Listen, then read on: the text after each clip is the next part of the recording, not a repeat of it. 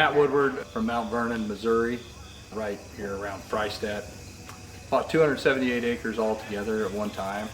Half of it was grass, half of it was crop ground, and dryland farm for a few years, and then decided that we wanted to try to find a better way to raise a crop, and irrigation was what we were kind of intending to go for, I guess. We always had cattle, and we started out with a cow-calf herd, but then we also dryland farm. Now we're farming, I don't know, 1,700 acres of row crop, and another probably 500 to 700 acres of grass. So we always had the mama cows, but then the droughts would hit, and so we'd have to chop it for silage, and I always had to find somebody who was feeding calves to take the silage. And so we ended up taking that and selling it off the farm to try to make ends meet. So basically just closed that loop up and then started feeding cattle myself. So now we run feeders, and we run, I don't know, 750 to close to 1,000 head of feeders. And then we feed them through the winter, and then we'll turn them out on wheatgrass in the spring and graze them, and then we'll kind of rotate through those as we go. And so that's kind of how we started. And then we started irrigating, and did the irrigation to try to limit the risk on the crops drying up on the ground that we owned.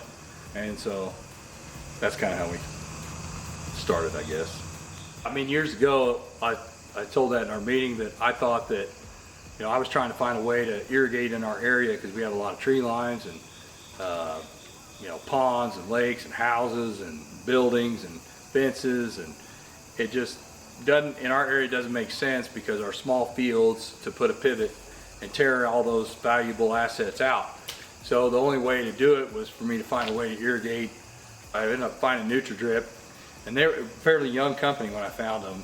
Kirk Grimm's dad actually came down, and we talked and just threw around some ideas. And a couple years later, Kirk came back, and I was really wanting to do something, and we kind of figured out how we were going to do it. And kind of how we started was putting in, originally I think we put 220 acres in of drip irrigation, and put a well in, and we've been running ever since doing that. And it's expanded to, I think we got 545 under drip, and we use one well to do it and rotate the water. And, it's a kind of a neat system now. We have to graze the cattle. We graze the cattle in the spring.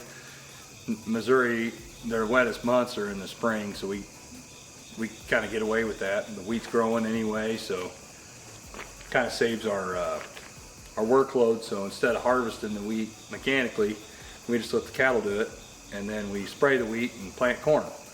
And so that's our first planting of corn. We have to spread that out to be able to handle it, the water. We don't have enough water, so we just plant half of it at that time, and then we'll wait, and then about Memorial Day we'll plant the rest of it to the second, and pull the cattle off. And works really good with what we're doing because we're feeding cattle, and we have a place to go with the cattle, and we can, if they're not doing the best, we can bring them back and finish, or if they've done really good, we just sell them right off the wheat. So it's been a good way to do it. A lot of guys have tried to emulate what we're doing in a lot of ways. I don't think they can do it without the drip irrigation, because we always have that fail-safe of being able to water the crop, because we get kind of later on. All I want to know is, do we need to water, and when do we need to shut off? And that's really all I care about. I'm not trying to reinvent the wheel, but NutraDrip's been good. Travis has been good, teaching me what we need to do when the timing is right to turn it off or turn it on. But a lot of times we're always behind. So we just don't have enough water, and I think that's a good position to be in. If you have too much water and not enough land, well, then you're kind of shooting yourself in the foot. So I'd rather be the other way, where you got a lot of land, you can just add some to what nature's giving you, and you can make a good crop. So we're still relying on the rainfall. So basically, if we start watering, we don't shut it off. We just flip between plantings, and we did that this year a couple times. We changed back. the system on the moisture probes is nice to look at to know, you know, what's going on out there. A lot of guys just think, oh, we're getting dry, when really we're not that dry. Or they think we're fine because we just got a 2-inch rain and it only went down 3 inches and didn't even get to your root zone, you know, because it was so hard. And they think they can shut the irrigation off, and really they should probably keep it running. So that's helpful from that standpoint. And then and just all the data that we keep, it keeps it all together. Our plantings, I turn all that stuff into them. They get to see my yield maps, and we can make plans together. It's not just me out there trying to wing it. So I like that about it, because like I said, I'm not a detail-oriented person. So it helps to have somebody on the side there that is trying to help you, legit help you, not just sell you something. And that works out pretty good. I mean, the difference in the dryland versus irrigated is a big thing for me to look at, because, you know, I've always looked at dryland as a way to, you know, pay employees, pay for equipment, pay the landowner, and maybe have a little bit left over to do something with. But most of the time it's about break even. And hard to scrape by on an operation just on dryland. So like I say, having cattle is a hedge with that. But you know, having the irrigation is another hedge. And I think that's the true thing about working with NutraDrip, is you're investing in your operation. And you're not investing in irrigation. You're investing in your operation as a whole. So you don't have to go out there and try to, you know, have 250, 280 corn out the gate. I think that's the biggest misnomer of irrigation, because, you know, everybody wants to be on the yield, board and be number one. But I don't really want to be number one. I just want to be profitable. I want to be the guy who's making money year in, year out, whether it's 450 corn, 850 corn. I sold some 1060 corn one time, and that was because of irrigation. But you know, making money year in, year out. And you know, I think that there is a fit for irrigation in most parts of the country. And some there's not, but the main part about it is just trying to invest in your operation to make yourself viable for the long term. And that doesn't mean you do every acre. That means that you do what is comfortable and you can make work. My plans are not necessarily, like I say, I might add another well. I'd like to do that.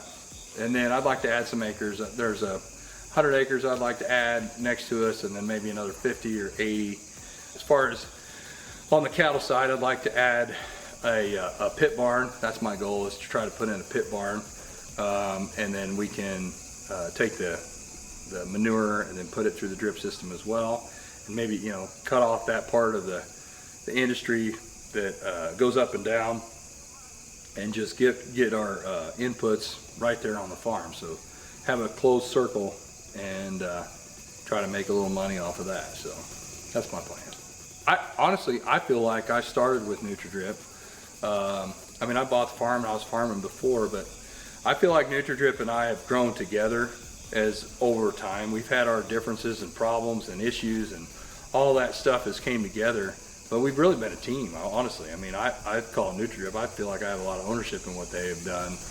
I've said that before. I want them to be successful because that makes me successful. So we've always went at it like that, and we've done a lot together. I mean, really, it's pretty amazing over the years what this farm has done. You know, that NutraDrip's been a big part of the growth of my operation, and I feel like I've been a big part of their operation around here. So it's kind of a good relationship from that standpoint. You know, we thrive off of each other.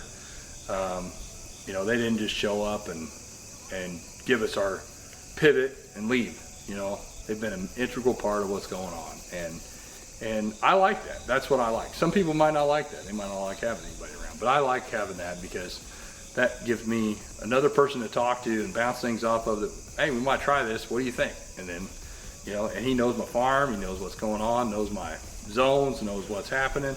And I say, you know, this needs to be changed. This is not good. You know, and he'll be like, yeah, we need to change that. So we've had a lot of those conversations too. You know, so you know, but we get it done, and that's why I say it's a team atmosphere. Yeah, it's been a good relationship. You know.